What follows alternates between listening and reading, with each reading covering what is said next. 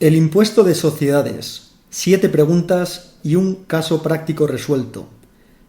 El impuesto sobre sociedades es un tributo de carácter directo y naturaleza personal, es decir, es un tributo que se aplica directamente sobre la renta obtenida por las sociedades y otras entidades jurídicas, igual que sucede con el impuesto sobre la renta de las personas físicas y a diferencia de lo que acontece, por ejemplo, con el IVA, que es un tributo de carácter indirecto, ya que no se aplica directamente sobre la renta de las personas, sino indirectamente a través de la compra de bienes y servicios que realicen dichas personas. En este vídeo vamos a dar respuesta a las 7 preguntas más habituales sobre el impuesto de sociedades y terminaremos con un caso práctico para explicar cómo se calcula. El contenido de este vídeo no se aplica a los territorios históricos de la Comunidad Autónoma del País Vasco y la Comunidad Foral de Navarra, ya que tienen regímenes tributarios forales de concierto y convenio económico en vigor, respectivamente, que no se tratan en el vídeo.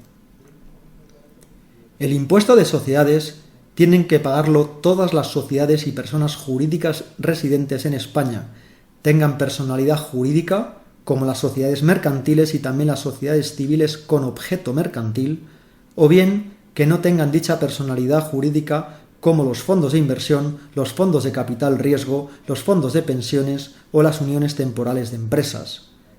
Hay sociedades y entidades con residencia en España que no soportarán este impuesto totalmente, sino parcialmente, por ejemplo, las entidades e instituciones sin ánimo de lucro o los partidos políticos.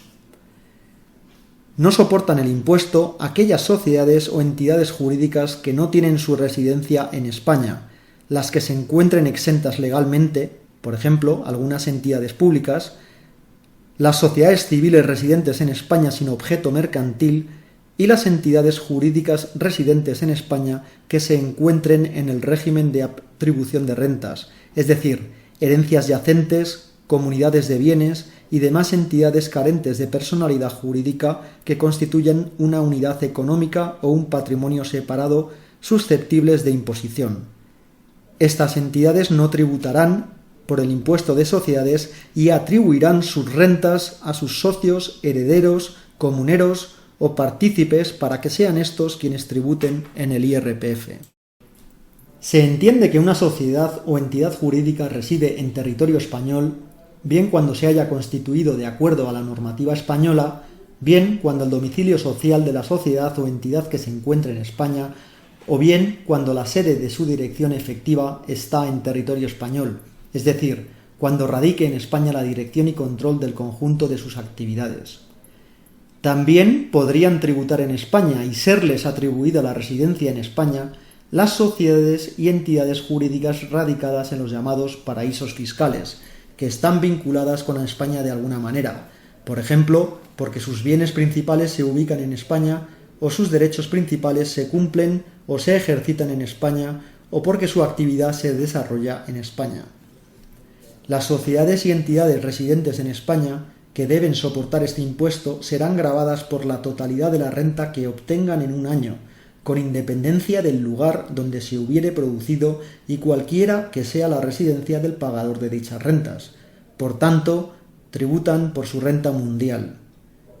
Salvo que estén totalmente exentas, todas las empresas y entidades jurídicas residentes deben declarar sus rentas. Las rentas que estén parcialmente exentas también deberán declararse. La declaración del impuesto se presentará en el plazo de 25 días naturales siguientes a los 6 meses posteriores a la conclusión del periodo impositivo, siendo el periodo impositivo diferente en cada empresa, ya que el ejercicio económico de cada empresa lo decide la misma. Si la declaración es a pagar, en el mismo momento de presentar la declaración se deberá determinar la deuda tributaria, esto es, la obligación de pagar este impuesto e ingresar el importe. Para ver cómo se calcula el impuesto vamos a resolver un caso práctico. Pensemos en una sociedad constituida conforme a la normativa española, con domicilio social y fiscal en Madrid, cuyo objeto social es la producción y venta de ropa principalmente en España, que cierra sus cuentas al final de cada año y que sigue un régimen de devengo, esto es, un régimen de registro de gastos e ingresos en el momento en que se devengan y no en el momento en que se pagan o cobran. Los datos de su actividad económica reflejados en la contabilidad son los siguientes. La facturación por la venta de ropa ascendió a 1 millón de euros y se ha logrado vender todo lo producido. Los gastos por la compra de materiales utilizados en la producción de ropa han ascendido a 100.000 euros y se han consumido todos en la producción de ese año. Los gastos de suministros, tales como la luz o el teléfono, han sido de 20.000 euros. Los sueldos de los trabajadores y otros gastos de seguridad social han sido de 300.000 euros. Las retenciones practicadas han sido 50.000 euros. Las máquinas que se utilizan en la producción de ropa se han amortizado contablemente en 10.000 euros. La fábrica se ha amortizado contablemente este año en 20.000 euros. Además, las máquinas han perdido valor en el mercado como consecuencia de los avances tecnológicos y la sociedad las ha deteriorado contablemente en otros 10.000 euros. La Seguridad Social le ha impuesto además una sanción de 10.000 euros que no se recurrirá. En cuanto a los aspectos fiscales, la normativa del impuesto pone límites a las amortizaciones contables y fija la amortización fiscal de las máquinas en 8.000 euros anuales y la de la fábrica en 15.000 euros anuales. También se limitan los deterioros de valor contables y se fija el deterioro de valor fiscal de las máquinas en 5.000 euros anuales. No se permite deducir las sanciones administrativas.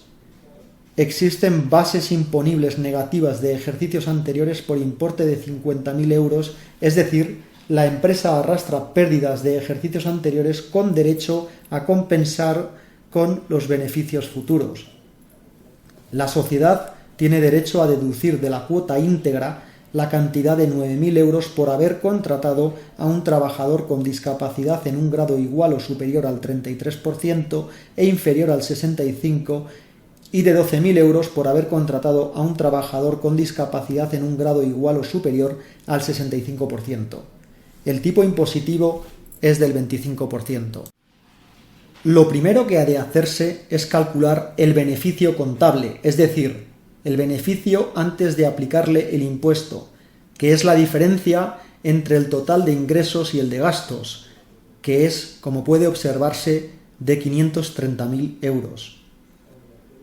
Una vez que se ha calculado el resultado contable, es preciso realizar los ajustes pertinentes por los diferentes criterios aplicados a nivel contable, los de la empresa y la normativa contable, y a nivel fiscal, los de la normativa del impuesto sobre sociedades, llegando así a la base imponible previa a la compensación de bases imponibles negativas de ejercicios anteriores.